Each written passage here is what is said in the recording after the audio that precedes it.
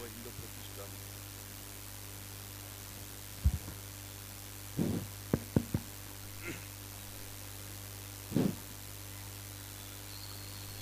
नवहिंद प्रतिष्ठान सांगली यांच्या वतीनं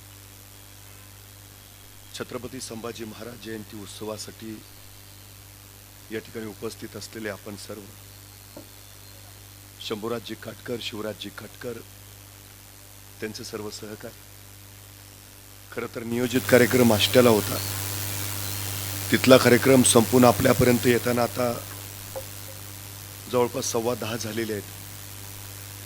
आपल्या सगळ्यांचं मनापासून कौतुक करतो. खरं तर महाराष्ट्र, मराठी मनांचा मावळ मातीचा महाराष्ट्र, भक्तीच्या ऐलतीराचा, शक्तीच्या पैलतीराचा महाराष्ट्र, माती धुमसणाऱ्या तेजोमय रक्तीला कुमकुम करंडकाचा धगधगता इतिहास उरात घेऊन पेटणारा महाराष्ट्र, गरजा महाराष्ट्र माझा म्हणत स्वाभिमानी मराठ्यांचा अभिमान ज्वलंतानी जिवंत ठेवणाऱ्या, जगदंबा पोत उरात घेऊन घुंगावणाऱ्या वादळाचा माझ्या शिवरायांचा महाराष्ट्र. छत्रपती शिवाजी महाराजांनी स्वराज्य संस्थापनाची एक नवी प्रेरणा इथल्या सह्याद्रीच्या कणाकणांना दिली आणि जन्मल्यावर इथले आयुष्य सुरू होत नाहीत तर मेल्यानंतरच इथले आयुष्य सुरू होतात असा नवा अध्याय या मातीमध्ये घातला गेला. आणि या अध्यायाचं एक धगधगतं नाव म्हणजे छत्रपती संभाजी महाराज.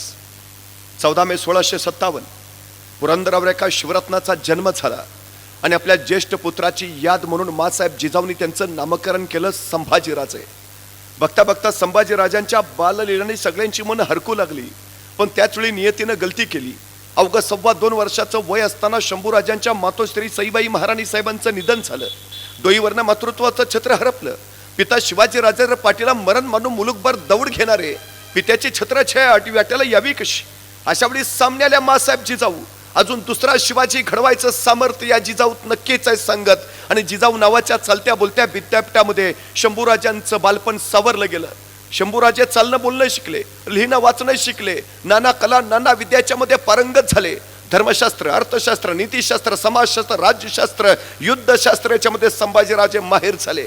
1 नाही 2 नाही 3 नाही 4 नाही 5 नाही 6 नाही 7 नाही 8 नाही 9 नाही 10 नाही 11 12 13 14 15 16 भाषा शंभूराजांना यायला लागल्या. मराठी येते, हिंदी येते, उर्दू येते, कन्नड येते, तामिळ येते, हिब्रू येते, पाली येते, संस्कृत येते. एवढंच नव्हे तर शिवरायांच्या राज्याभिषेकाच्या वेळी उपस्थित असणारा हेनरी ऑक्झेंडन लिहितो, या छोट्या युवराजांना इंग्रजी सुद्धा येते. शंभूराजांनी माझ्याशी इंग्रजीतून संवाद साधला. या नुसत्या भाषा येतच नाहीयेत, या अनेक भाषांमधून शंभूराजांनी काव्यग्रंथ लिहिले. खरं तर राजकारणाची चर्चा करणारा बुधभूषणम, नायिका भेद, नखशिका, तर अध्यात्माची चर्चा करणारा 7 शतक हे शंभूराजांनी लिहिलेले ग्रंथ. वयाच्या 14व्या वर्षी संस्कृत मधून श्री गणेशाचं वर्णन करताना शंभूराजे लिहितात, पदपदम पत्र समचरण जंगजिमी कनकर नाविललित गभीर उदर लंबित विशालवर उर दीर्घमुंडीकर देते एकदंतर सुंड फल. हे संभाजी महाराजांनी संस्कृत मधून वयाच्या 14व्या वर्षी श्री गणेशाचं केलेलं वर्णन आहे. विद्वान, महाबुद्धिमान, बुद्धीची आवड जोपासली तशी व्यायामाची आवड सुद्धा जोपासली. मलकाम, भालाफेक, दांडपट्टा, घोडेस्वारी याच्यामध्ये संभाजीराजे माहिर झाले. तत्कालीन काळात घोड्याला बेबान पळवणारा आणि रणांगणावर एका पायावर वळवणारा एकच योद्धा होऊन गेला. त्या योद्ध्याचं नाव होतं छत्रपती संभाजी महाराज. खरं तर वयाच्या 8.5व्या वर्षी महाराजांना पुरंदरचा तह करावा लागला. 23 किले मिर्झा राजेला बहाल करावे लागले. आणि त्याच वेळी मिर्झा राजे म्हणाले, शिवाजीराजे आपले पुत्र संभाजी आमच्याकडे ओलीस म्हणून राहतील. आणि एक पिता व्याकुळा नाही मिर्झा, हे राजकारण नव्हे. आणि छद्मी हसत मिर्झा म्हणाला, राजे हे राजकारणच आहे. संतापले राजे, मिर्झा राजे आम्ही तुम्हाला राणा प्रतापांचे वंशज समजत होतो, पण तुम्ही तर.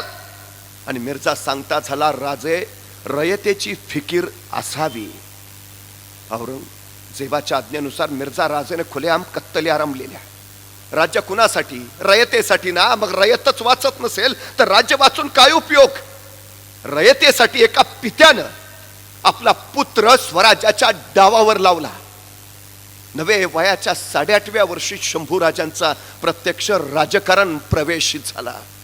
यथा काल औरंगजेबानं मनसबी धाडल्या.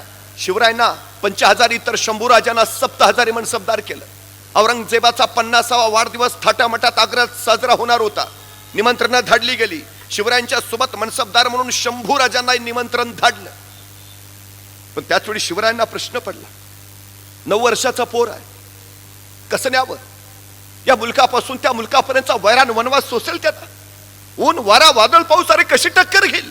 पण त्याच वेळी शिवरायांच्या ध्यानी आलं, संभाजीराजे म्हणजे एकट्या शिवरायांच्या पोटाला पोर नाही, तो सह्याद्रीच्या कुशीत जन्माला आलेला मराठ्याचा पोर आहे. ते धैर्य ते शौर्य त्यांच्यातही आहेच. पण या निमित्तानं मुघली रियासतीचा, मुघली दरबाराचा, मुघली राजकारणाचा त्यांना जवळून अभ्यास करता येईल यासाठी शिवरायांनी शंभूराजांना सोबत घेतलं. आणि या मुलकापासून आग्र्या मथुरेपर्यंतच्या त्या मुलकापर्यंतचा वैरान वनवास भोगत शंभूराजे शिवरायांच्या सोबत आग्र्यात पोहोचले. यथाकाल औरंगजेबाच्या दरबारात हजरही झाले. इथंच औरंगजेबानं जहरी चाल टाकली. शिवरायांना मागच्या रांगेत उभा केलं आणि महाराष्ट्राचा स्वाभिमान उफाळला. भर दरबारात शिवरायांनी औरंगजेबाला फटकारलं. असा अपमान शहनशाह हिंदोस्ता आलमगीर गाझी औरंगजेबनी केला नव्हता, तो सह्याद्रीच्या नरसिंहानं केला. आणि राजे तिथून तडक बाहेर पडले.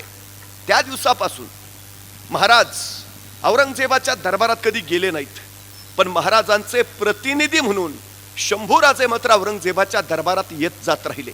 एके दिवशी भर दरबारात औरंगजेबानं शंभूराजांना विचारलं, शंभूराजे, आपण उत्तम कुस्ती खेळता असा मी जाणून आहे, आपण उत्तम मल्लविद्या जाणता असा मी जाणून आहे. मग शंभूराजे, आमच्या दरबारात सुद्धा चांगले चांगले मल्ल आहेत, आमच्या दरबारातल्या एखाद्या मल्लाशी कुस्ती खेळाल का? तसा 9 वर्षाचा छावा काढला. आम्ही फक्त आमच्या लायकीच्या मल्लाशीच कुस्ती खेळतो आणि तुझ्या दरबारात माझ्या लायकीचा एकही मल्ल नाही. सबब हे महाराष्ट्राचं पाणी होतं. 9 वर्षाच्या शंभूराजांनी औरंगजेबाला स्वतःच्या स्वाभिमानाची चुणूक दाखवली होती. पण त्याच वेळी औरंगजेबाची जहरी मिठी शिवरायांच्या गळ्याभोवती आवळली जाऊ लागली होती. फौलाद खान शिवरायांना ठार मारायचा बेताकत होता. महाराजांना बाहेर पडता येत नव्हतं.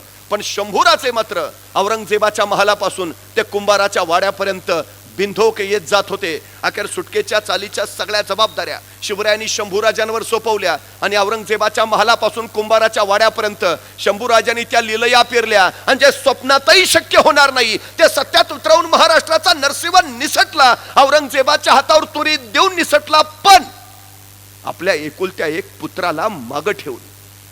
यावेळी एका पित्याचं काळीज व्याकुळ नसेल का? यावेळी एका पित्याचा जीव गलबला नसेल?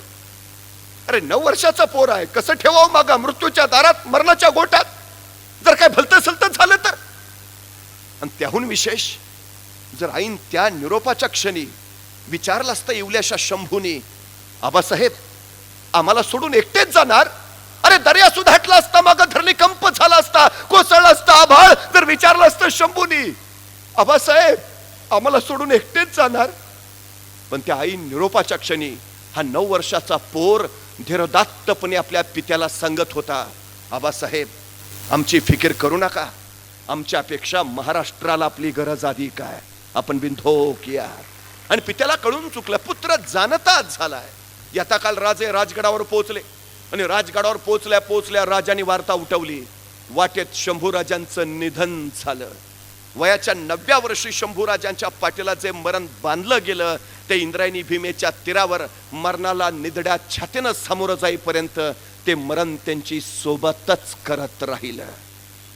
3 एप्रिल 1680 श्री शिवरायांचं निधन झालं. महाराज नापुर्तीच्या मोहिमेवर चालते झाले.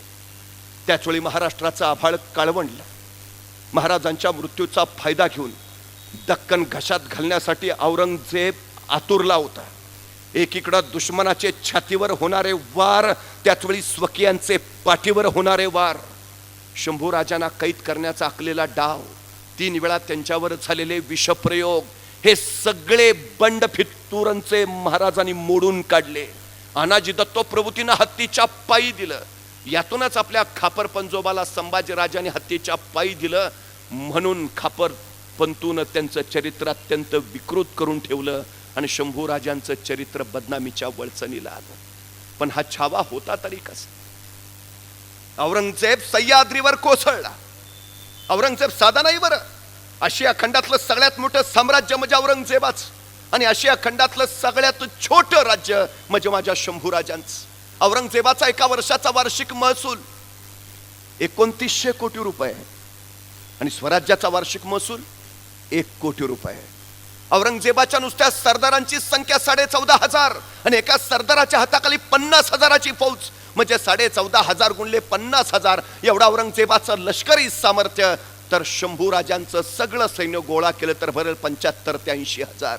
औरंगजेब 75 गाठलेला आणि शंभूराजे उन्यापुऱ्या 23 वर्षाचे. मनभर आहे औरंगजेब आणि कनबर स्वराज्य. हा मनभर औरंगजेब कनबर स्वराज्य चिरायला निघाला आणि खोळंबला काळ. काय घडेल आता? औरंगजेब सह्याद्री घेणार का शंभूराजे औरंगजेबाला आणि खोळंबला काळ? काय घडेल? औरंगजेब दख्खनेत उतरला आणि चोहोबाजूनी स्वराज्य कैचीत पकडण्यासाठी तिने आपले सरदार धाडले. सर बुलंद खान, अली खान, फतेह खान, रामसिंगाडा, भीमसिंगाडा, शहजादा आझम, मुआझम, बेदार बख्त चोहोबाजूनी मोगली फौजा स्वराज्यात आत घुसल्या आणि खासे शंभूराजे घोड्यावर मान टाकून दौडू लागले. दिवसाच्या 24 तासातले 20 तास घोड्यावर बसून लढू लागले. प्रसंगी शाडूच्या मातीच्या भाकरी खाऊन झुंजू लागले, पण स्वराज्य संवर्धित करत राहिले, कडाडत राहिले. अरे तलवारीच्या टोकावर भाकरी भाजतात मराठे, औरंग तुला भाजायला वेळ नाही लागणार. अरे त्या धगीनच गारद झाला औरंगजेब. 1 वर्ष झटत होता, फक्त हार, पराभव, मार आणि शिकस्त खात होता. औरंगजेबाच्या सरदारांची मानसिकता इतकी विचित्र झालेली की औरंगजेबचे सरदारांचं जुनं मानसिक खच्चीकरण झालं होतं. शंभूराजे फक्त जिंकण्यासाठी जन्माला आलेत आणि मोगल फक्त हरण्यासाठी आणि मरण्यासाठी तयार झालेत, अशी मानसिकता. पहिलाच फटकासा जबरदस्त बसला की औरंगजेबानं स्वतःचं अनुमान बदलून घेतलं. त्याला असं वाटलं होतं की शंभूराजे म्हणजे शिवाजी राजांचे नादान तख्तान शिलवारी सुटके सरसे चुरगाळून दक्कन कशात घालू. पण पहिलाच फटकासा जबरदस्त. औरंगजेब त्याला कळेना काय करावा. एकाच वेळी त्यांनी जंजिऱ्याच्या सिद्धीला स्वराज्यावर धाडलं. इंग्रजांना स्वराज्यावर हल्ला करायला सांगितला. पोर्तुगीजांना संभाजी राजांच्या अंगारू यायला सांगितलं. 1 नाही, 2 नाही, 3 नाही, 4 नाही, तब्बल 12 आघाड्या औरंगजेबानं शंभू राजांच्या विरोधात उभारल्या आणि 12 आघाड्यावर निकराचे पंजे फाड करत सेना धुरंधर शंभू राजे स्वराज्य पताका फडकावत राहिले. 4 वर्ष झाली, औरंगजेबाच्या हाताला काही आलंच नाही. दख्खन घ्यायला लावता औरंगजेब, पण 4 वर्षात एक खण त्याला घेता आला नाही. प्रचंड फौजा स्वराज्यावर येत होत्या. दिवस पावसाळ्याचे. शंभूराजेंनी जोखलं. औरंगजेब नावाचा अजगर स्वराज्याच्या अंगणात पहुडला होता. शंभूराजांनी त्याच्या अंगावरनं झेप घेतली, सरळ कर्नाटक गाठलं, मैसूरला तडाखे दिले. चिकदेवराय शरण आला. संभाजी राजे व्यंकोजी राजांना भेटले, तंजावरला पोहोचले आणि व्यंकोजी राजांच्या सोबत अख्खा कर्नाटक काबीज केला. तिथून संभाजी राजांच्या फौजा आंध्र प्रदेशमध्ये गेल्या. आंध्रातले 80 राजे मांडलिक केले. आंध्र प्रदेशवर भगवा फडकवला. शंभू राजे तामिळनाडूला गेले, मद्रास जिंकलं. कावेरीच्या तटावरचा पाषाण कोट घेतला. जगातलं पहिलं बुलेट प्रूफ जॅकेट शंभू राजांनी याच पाषाण कोटच्या लढाईत तयार केलं. तामिळनाड काबीज केला. गंगाराम वाणी नावाचा सेनापती शंभू राजांनी त्याला बिहारला पाठवलं. मराठी घोड्यांच्या टापा बिहारमध्ये तडतडत राहिल्या. पाटण्यावर भगवा फडकला. मराठी फौजा बंगालला पोहोचल्या. कोलकाता काबीज आलं. कलकत्त्यावर सुद्धा भगवा फडकवला. म्हणजे आताच्या हिंदुस्थानचा जर नकाशा बघितला तर महाराष्ट्र, कर्नाटक, गुजरात, हरियाणा, मध्य प्रदेश, गोवा, राजस्थान, आंध्र आणि तामिळनाड या 9 राज्यांवर शंभू राजांची सत्ता आहे. 9 राज्यांवर छत्रपती शिवाजी महाराजांच्या स्वराज्याचा भगवा दौलता ध्वज फडकतोय. 9. औरंगजेब या शौर्यानं संतापला. भर दरबारात त्यांनी डोईवरची पगडी काढली, खाली आपटली आणि कडाडला. जोपर्यंत शंभूराजांना पराभूत करत नाही तोपर्यंत डोईवर बादशाही पदाची पगडी घालणार नाही. इथंच नगरला मेला औरंगजेब. खुलदाबादला समाधी आहे. मरते वेळी सुद्धा त्याच्या डोईवर बादशाही पदाची पगडी नव्हती. शंभू राजांनी विजयाचं भाग्य त्याच्या वाट्याला कधी येऊच दिलं नाही. 27 वर्ष सह्याद्रीच्या दऱ्याखोऱ्यात तो फक्त बोडक्या डोक्यानं हिंडत राहिला, पण त्याला जय शंभू राजांनी मिळूच दिला नाही. संभाजी राजाने जंजिऱ्याच्या सिद्धीला दर्यातच बुडवलं. इंग्रजांना वाकवलं, पोर्तुगीजांना झुकवलं आणि मोगल सळो की पळो करून सोडले. आपल्या 9 वर्षाच्या कालखंडात शंभू राजांनी 124 लढाया केल्या, पण एकाही लढाईत पराभूत न होणारा राजा म्हणून जगाच्या इतिहासाला फक्त संभाजी राजांची नोंद घ्यावी लागली. जो कधीच हरला नाही, जो कधीच झुकला नाही, जो कधी नमला नाही, ज्यांनी कधी तह केला नाही, जो रण टाकून कधी पळाला नाही, जो असीम धडाडीनं दौडत राहिला स्वराज्य संवर्धनासाठी, ते शंभू राजे. छत्रपती शिवाजी महाराजांच्या काळात जेवढं स्वराज्य होतं त्याच्या 5000 किलोमीटरनी संभाजीराजांनी सीमा वाढवल्या. शिवरायांच्या काळात स्वराज्याचा खजिना जेवढा होता त्या 10 पट वाढला. सैन्य जेवढं होतं 5 पट वाढलं. शिवरायांचे सगळे गडकोट संभाजीराजांनी राखलेच, पण खोलगड मर्दनगड सारखे काही नवे किल्ले देखील उभारले. उत्तरेतल्या रामसिंहाला संभाजीराजांनी सहकार्य मागितलं, पण दुर्दैवानी राजपुतांनी तेवढी हात पुढं केला नाही. शंभूराजांकडे दुसरी चाल तयार होती. शंभूराजांनी औरंगपुत्र अकबर दिल्लीच्या राजकारणासाठी जवळ ठेवला होता. त्याला सांगितलं, शंभूराजांपुढं पराभूत होऊन, शंभूराजांपुढं झुकून अखेर औरंगजेबानं दख्खन सोडला. 4.5 वर्ष टकरा घेऊन त्याच्या हातात शंभूराजांनी काही पडू दिलं नव्हतं. भर दरबारात औरंगजेबानं विचारलं, क्या किया जाए? आणि सगळे सरदार एका सुरात म्हणाले, हुजूर वापस लौट चलते हैं, अभी दम नहीं है. शंभूराजांशी लढून औरंगजेबाचा खजाना पुरता रसा तळाला गेला होता. त्याचं सैन्य पुरतं संपल्यात जमा होतं आणि मानसिक खच्चीकरण ते त्राफाट औरंगजेब एका फतेसाठी तरसत होता. त्याला माहिती आहे विजयाचा एक उन्माद पुढच्या कैक लढतींसाठी प्रेरणा देणारा ठरतो. एक विजय हवा होता, त्यासाठी त्यांनी छोटासा रामसेज किल्ला निवडला. शाबुद्दीन खान आला, फतेह खान आला, कासम खान किरमानी आला. 1 नाही 2 नाही 3 नाही 4 नाही, तब्बल 5.5 वर्ष तो रामसेजची टकरा घेत राहिला. पण 5.5 वर्ष झाली रामसेज अजिंक्यच राहिला. आमचे शिवाजी महाराज सांगायचे, माझा एक किल्ला माझ्या मावळ्यांनी 1 वर्ष लढवला तर माझे सगळे किल्ले घ्यायला औरंगजेबाला 360 वर्ष लागतील. शंभूराजांनी रामसेज नावाचा एकच किल्ला 5.5 वर्ष लढवला. मग 5.5 गुणिले 360 औरंगजेबाला सगळे किल्ले घ्यायला किती वर्ष लागतील? हे शौर्य कुणाचं? हे धैर्य कुणाचं? हा पराक्रम कुणाचा? हे धाडस कुणाचं? हे साहस कुणाचं? माझ्या सर्जा शंभूराजांचं. अखेर औरंगजेबानं ठरवलं, अभी छोड़ देंगे दख्खन, बाद में देखेंगे. आणि हरलेला, थकलेला, झुकलेला औरंगजेब शंभूराजांपुढं पराभव मान्य करून सह्याद्री सोडून बाहेर पडला. तो आदिलशाहीकडे वळाला. आदिलशाही फक्त तिने 1 वर्षात जिंकली. मग तो गोवळकोंड्याच्या कुतुबशाहीकडे आला. 6 महिन्यात कुतुबशाही घेतली. म्हणजे आदिलशाही जिंकायला औरंगजेबाला 1 वर्ष पुरतं. कुतुबशाही तो 6 महिन्यात घेतो, पण स्वराज्य त्याला 9 वर्ष जिंकता येत नाही. हे शौर्य कुणाचं? माझ्या सर्जा शंभूराजांचं. पण त्याच वेळी औरंगजेब गोवळकोंड्याला असताना शंभूराजांच्या लक्षात आलं, गोवळकोंडा घेतल्यावर हा पुन्हा स्वराज्यावर चाल करून येणारच. तो येता कामा नये. पुन्हा औरंग्याची सावली स्वराज्यावर नको. रामसिंहाला त्याच्यासाठीच मदत मागितली, सहकार्य करा. नाही झाली. अखेर शंभूराजेंनी दुसरा पर्याय तयार केला. त्यांनी शहजादा अकबरला सांगितलं, तो राजापूरच्या बंदरातून जहाजात बैस, तिथून सरळ इराणला जा. इराणच्या शाहबाज कडून 70,000ची फौज घे आणि दिल्लीवर आक्रमण कर. दिल्लीवर आक्रमण झालं की दिल्लीच्या बचावासाठी गोवळकोंड्यात असलेला औरंगजेब दिल्लीच्या दिशेनं धावेल. संताजी घोरपड्यांना सांगितलं, तुम्ही उत्तरेतच थांबा. औरंगजेब दिल्लीला निघाला की सरळ हल्ले चढवा. पाठीमागून ताज्या दमाची फौज घेऊन आम्ही येतोच आहे. राजापूरच्या बंदरात अकबर बसलाय, त्याचं जहाज निघालंय. पण दुर्दैव, अकबराचं जहाज भरकटलं आणि ते इराणला पोचायच्या ऐवजी मस्कतला पोचलं. 6 महिने अकबर मस्कतला अडकून पडला. तिथून तो निघाला, इराणला पोचला आणि 70,000 फौज घेऊन दिल्लीच्या राज्यावर आक्रमण करणार. तोच त्याला बातमी मिळाली, संगमेश्वरात संभाजीराजे कैद झाले. इतिहासात जर तरला स्थान नसतं, पण जर दिल्लीवर आक्रमण झालं असतं तर औरंगजेब दिल्लीकडे निघाला असता.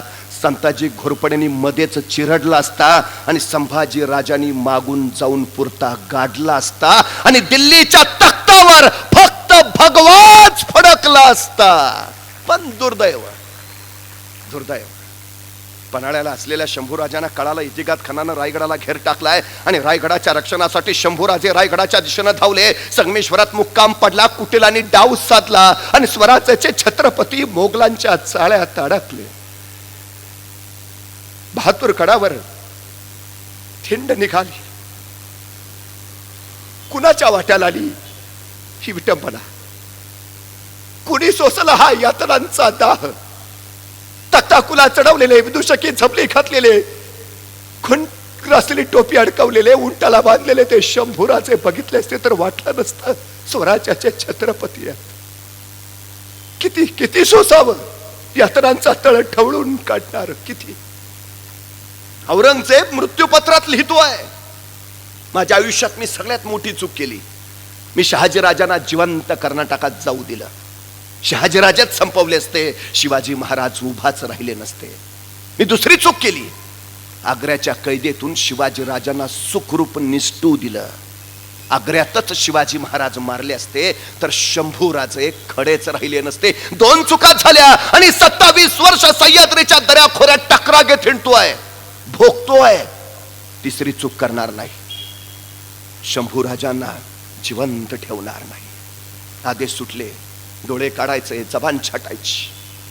40 दिवस सणानिमित्त अत्याचार चालू होता. 40 दिवस का, कशासाठी, का सोसत होते शंभूराजे?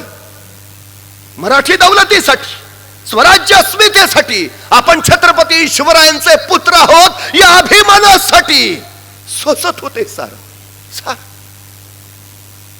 शंभूराजांना माहिती आहे, औरंगजेबासारख्या कळीकळाशी झुंजायचं तर मराठी मन पेटून उठली पाहिजेत. त्यांच्या उरात चैतन्य निर्माण झालं पाहिजे. प्रेरणेने धगधगत असणार हे मराठी मन ज्यावेळी चवताळून पेटून उठेल त्यावेळी हा कळीकाळ संपेल. आणि या मराठी मनाला पेटवण्यासाठी एका विलक्षण कृतीची गरज आहे. शंभूराजांनी तीच कृती केली. त्यांनी स्वतःच समर्पण दिलं, ज्वलंत तेजस बलिदान दिलं. अखेर उगवली फाल्गुनी वद्य अमावस्या 11 मार्च 1689. औरंगजेबाच्या अखेरची आज्ञा सुटली. गर्दन कलम करा त्यांची, आणि संभाजीराजांचं मस्तक छाटलं, बाल्याच्या फळाला अडकवलं. बाल्याचं फळ इंद्रायणीच्या पात्रातल्या रेतीत रोला गेला आणि शंभूराजाच्या मस्तकातून रक्ताचा एक थेंब त्या इंद्रायणीच्या पात्रात पडला आणि थरारली शहारली इंद्रायणी. याच इंद्रानं पाहिलेलं संभाजीराजांचं शौर्य, ते धैर्य, तो पराक्रम, ते धाडस, ती इंद्रायणी ढाळू लागली. असं गेली 350 वर्ष झालं ती आसवं ढाळतीये. खरे संभाजीराजे कळलेच नाहीत सांगत. कळाले औरंगजेबाला, आणि औरंगजेब फुटफुटला, सचमुच छावा था छावा शेर का. हमने आंखें निकाल दी उनकी, लेकिन उनकी आंखें नहीं झुकी हमारे सामने. हमने जबान काट दी उनकी, लेकिन उस जबान से मांगे नहीं उन्होंने रहम के 2 लफ्ज. हमने हाथ तोड़ दिए उनके, लेकिन नहीं फैलाए उन्होंने अपने हाथ हमारे सामने.